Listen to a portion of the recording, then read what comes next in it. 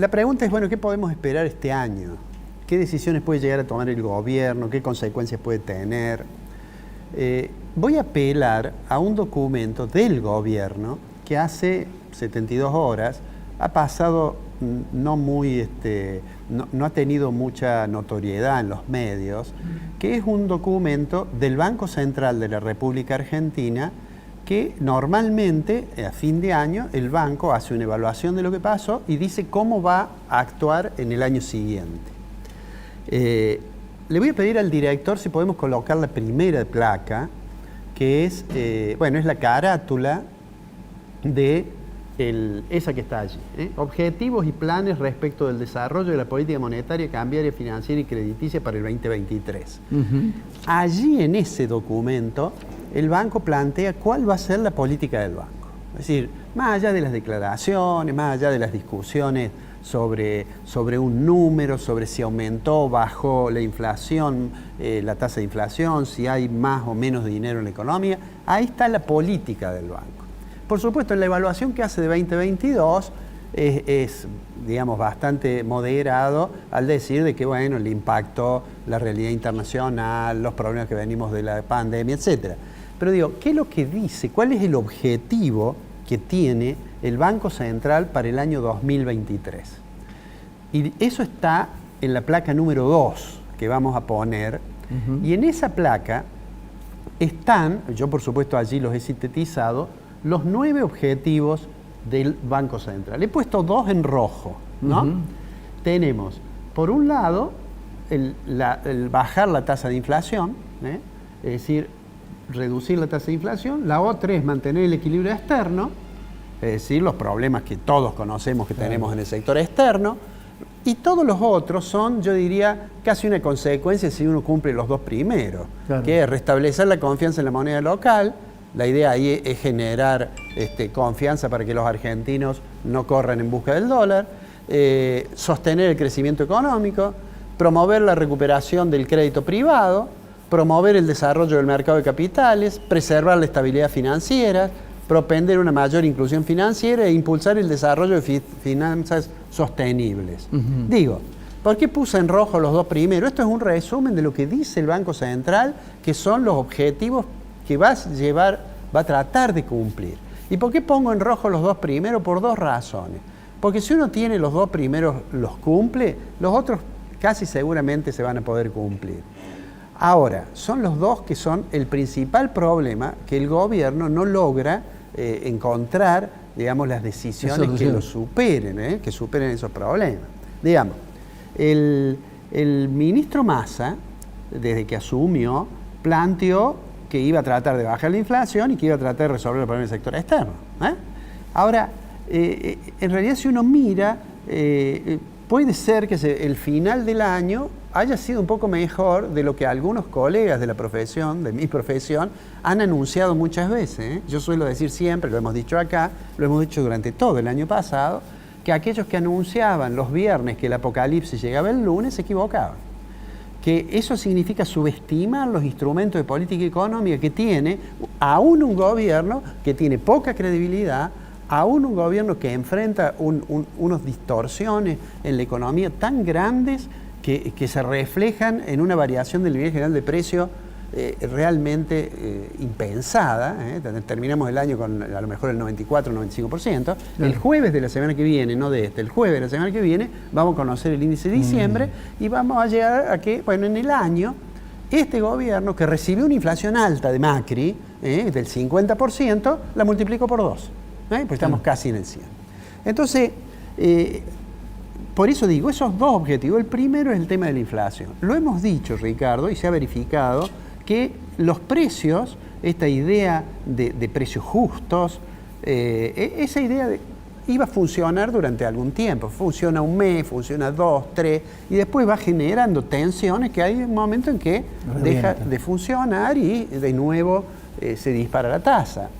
Y con relación al sector externo, en realidad el gobierno argentino ha cumplido con el Fondo Monetario Internacional la meta que parecía compleja, que era la de aumentar las divisas por lo menos en 5.000 millones aproximadamente de dólares.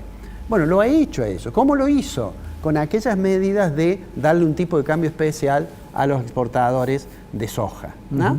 Y que funcionó el soja 1 y funcionó un poco el soja 2, y bueno, ahí recompuso un poco las reservas. Pero tiene por delante un trimestre, que es el que empieza hoy, en el cual la disponibilidad de divisas obviamente cae hasta que entren los de la futura exportación, digamos, importante, que va a ser por allá por marzo, por abril. Que va a ser mucho menor.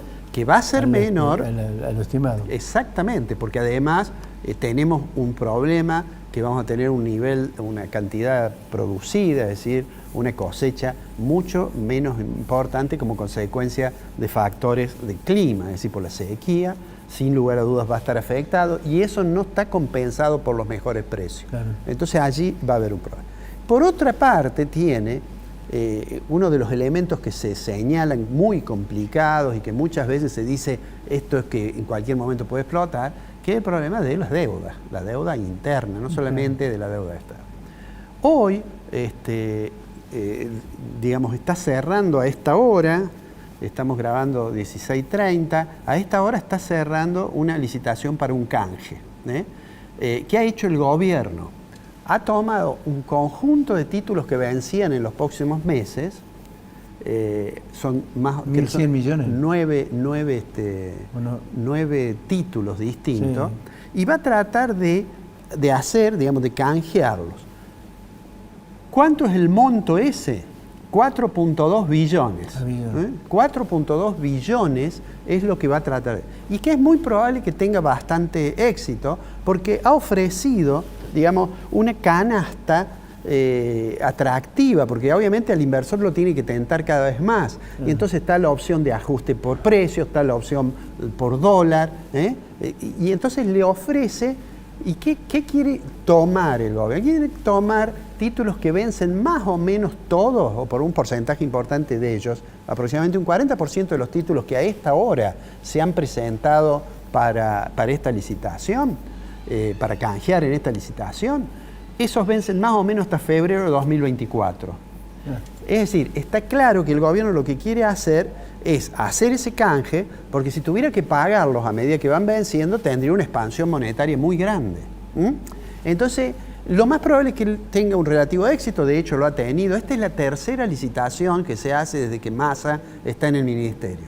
Este es más importante porque, insisto, son 4.2 billones, pero es muy probable que tenga un resultado bueno, sobre todo porque más de la mitad de los títulos que hoy se ofrecen a canjear, de esos 9 títulos que hoy se ofrecen a canjear, con una canasta de opciones muy tentadora para los inversionistas, más de la mitad está en poder de organismos del Estado. Claro. Está en poder del ANSES, está en poder del Banco Central, etc. Entonces, ¿cuál es la idea del gobierno? La idea del gobierno es decir, bueno, yo tomo todos estos títulos, que insisto, es mucho, 4.2 billones es mucho, que vencen de acá a febrero del 2024 la mayoría, y lo estiro. ¿Qué está pensando el gobierno? Bueno, no me puedo arriesgar a tener en los próximos meses una situación que, digamos, no me tenga que pagar los títulos y tenga una expansión monetaria muy grande.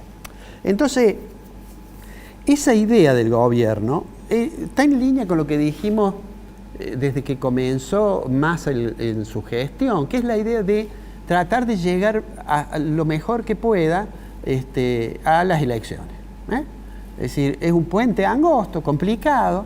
Con esto va a tener un cierto alivio, y ese cierto alivio, vale la pena recordar lo que sucedió en agosto del 2019.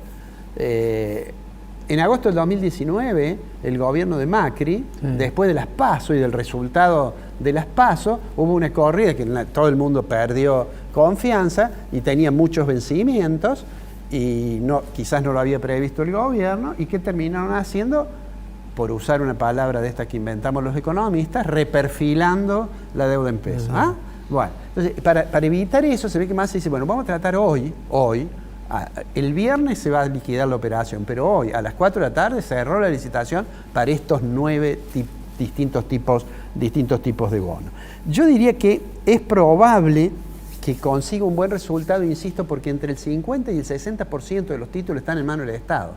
Entonces, lo que van a mirar los operadores no es el título que va a salir mañana en los medios que va a decir el gobierno logró canjear el 100% de los títulos que vencían, o a lo mejor consiguió más del 100%.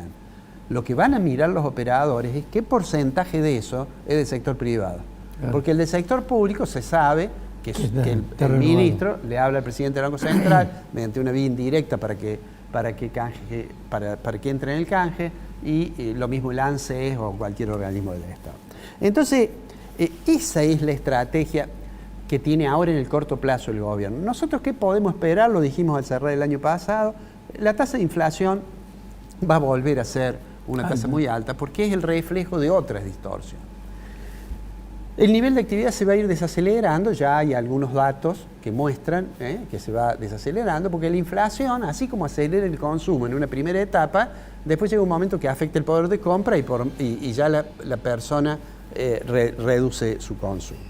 A eso, y lo vamos a ver más claramente a eso, cuando estos éxitos relativos del programa de precio justo, yo siempre digo esto de precio justo tiene una cierta aroma escolástica, ¿no? A la discusión medieval del precio justo, ¿no? Pero no es nada justo cuando uno va al supermercado. Pero lo más probable es que eso funcione un tiempo y después vamos a volver a eso, a tener una tasa de inflación alta con un nivel de actividad probablemente desacelerándose. Y ese escenario, desaceleración económica con tasa de inflación alta, es muy difícil de resolver con la política económica, porque algo que trate de bajar la tasa de inflación puede influir generando mayor recesión, y algo que trate de reactivar la economía puede influir retroalimentando la inflación. Entonces, digo, el año 2023 va a ser complicado, a lo cual tenemos que sumarle, obviamente, el proceso electoral, y además, como siempre digo, no hay política económica que funcione sin el soporte de la política. Y si hay algo que el gobierno tiene problema es que ya nadie le cree y tiene una crisis política la coalición gobernante que ya no la puede ocultar. Para resumir, a todo esto, Ricardo, tenemos que sumarle algo que vas a hablar con el doctor Antonio María Hernández, que es el problema institucional. Digamos, está claro que algún país puede funcionar la economía bien aunque la institución tenga algún problema, y se nos viene a la cabeza a veces Perú, ¿no? Ahora, lo que está claro es que si la economía está mal y las instituciones van deteriorándose, es muy difícil, por no decir imposible, que la política económica funcione.